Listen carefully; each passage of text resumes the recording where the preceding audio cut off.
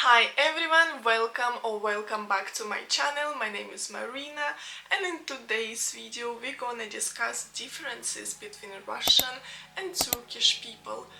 I was born and raised in Russia, so I know what I'm talking about. And I've been here in Turkey for about 4 years, even more. And we will start with our first point, it's communication style. If you know, Russians are really reserved and they are serious, they don't smile a lot. So when I'm coming back to Russia to visit my parents, I'm always shocked. When I'm in the airport, I already feel this serious atmosphere. It's like you are not supposed to smile at strangers. If you smile, we even have this phrase, why are you smiling like a fool? Like only fools are smiling without any reason. And this is how this is very interesting because even my cat, who lives in Russia with my parents, she has totally Slavic stare. She's kind of very aggressive.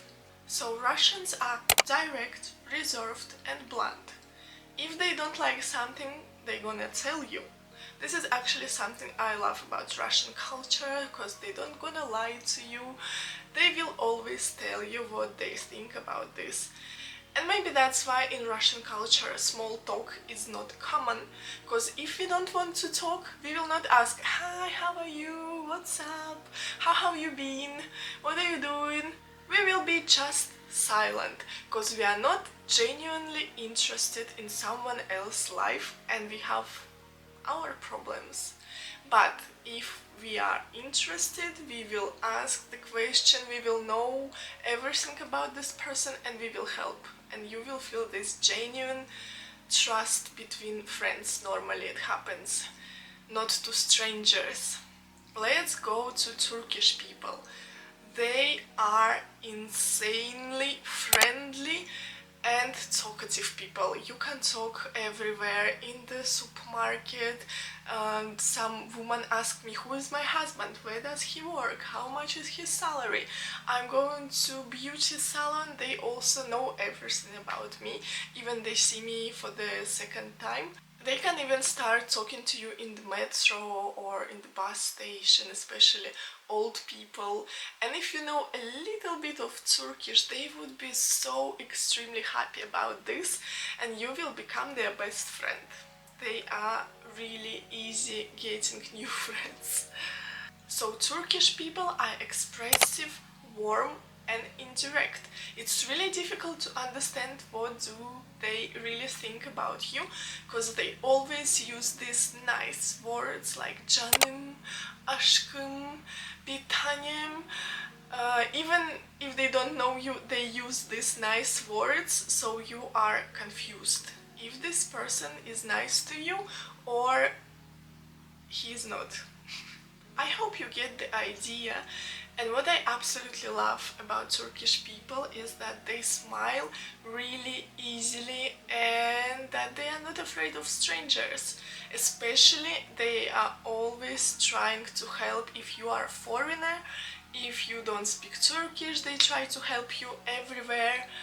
And in Russia, we are suspicious. We are really suspicious about strangers, about people from other countries, about everyone, till we are really close friends.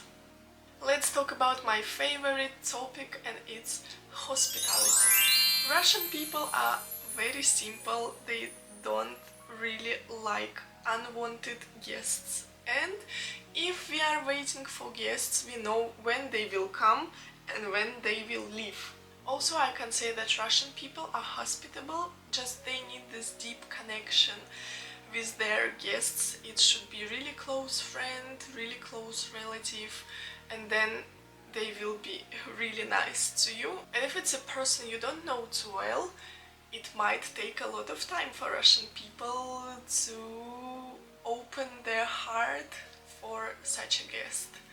In my family, having guests over is not something that happens really often, because homes in Russia, they considered really private places and For example, in my childhood, I don't remember many guests at home. I remember that we were always going outside for a picnic, for a walk, cinema, and like this. Let's discuss Turkish hospitality. And I will tell you the story of my life. When I first came to Istanbul, it was about 4 years ago, and I didn't have permanent place to live. I met this Turkish girl. She was really nice. She offered to live with her for some time, so I would not pay for the hotel, and I could relax and I could find my place with no hurry. It was really great shock for me because I'm a stranger. I just came to Istanbul and she didn't speak English and I didn't speak Turkish at that time. We were just using some common words and using translator. So I was really surprised that she invited me to her apartment to stay as much as I want, as I need, until I found apartment for my own. It was huge help. I will never forget this. And I wanted to pay her off because I was staying a long time, for about a month. But she didn't let me. She didn't let me pay for apartment. She didn't let me pay for groceries. I just bought her presents and that's it. It's really nice memory of that times. Hospitality in Turkey is very deep-rooted, is so generous. I would not mention the food, the tea, the sweets and everything. Just you should know, I have a friend. She lives with her husband, and her husband, he has relatives, nephews, many nephews and all that stuff, and they visit her husband very often, and they can stay for 1 month, 2 months without paying anything or cleaning or cooking. And this is also called hospitality, when relatives can come at any time and stay for as long as they want. I personally didn't face this situation, and it would be really difficult if I face this situation, because my space is my private space. I work online, for God's sake. I need my calm and peaceful space, and of course I'm happy when guests are coming, but I feel I'm not that hospitable, maybe because I'm Russian, and just it's not deeply rooted inside my heart. Let's talk about work. Russian women, they are born with the genetic impression for work, because our grandparents, our mothers, our grandmothers, they worked. They didn't stay at home, they always worked. So for our modern Russian women, it's something normal to go to work, to build our own career, to be independent. I know that in some cases Russian women, they don't want to leave their jobs and they keep working because they believe men are not trustworthy enough and that they will not provide enough. And also there is a problem with alcohol in Russia, and that's why women are really hardworking.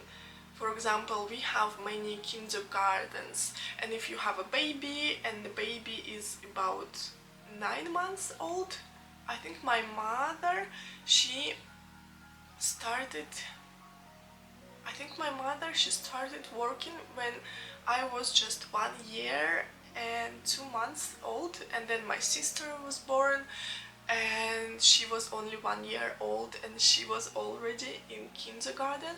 So my mom, she was working and no one was helping her enough to stay at home. On the other hand, in Turkey, for example, they don't even have government kindergartens. It's such a surprise for me, because in Russia they are everywhere and they are huge and there are a lot of children, and you can leave your child until 6 p.m. and then you have all day for work, and then you're coming, you're taking your child, and it's fine. It's not expensive. Still there is a queue, but it's really manageable. You can get into this government kindergarten. In Turkey there are no free kindergartens. You always have to pay about 30,000 TL, and it's a lot every month. And you have to take your child back around 3 or 2 o'clock in the afternoon, so you don't get the opportunity to work. My husband said that it's like this in Turkey because here grandparents, they play really important role in children's life, and they help a lot. They sit with them and interact. In Russia also grandparents, they help. I remember spending the whole summer with my grandparents, but I'm not sure if it's possible for every family. And anyways, my grandmother, she was also working, so she was taking me and my sister only during summer probably.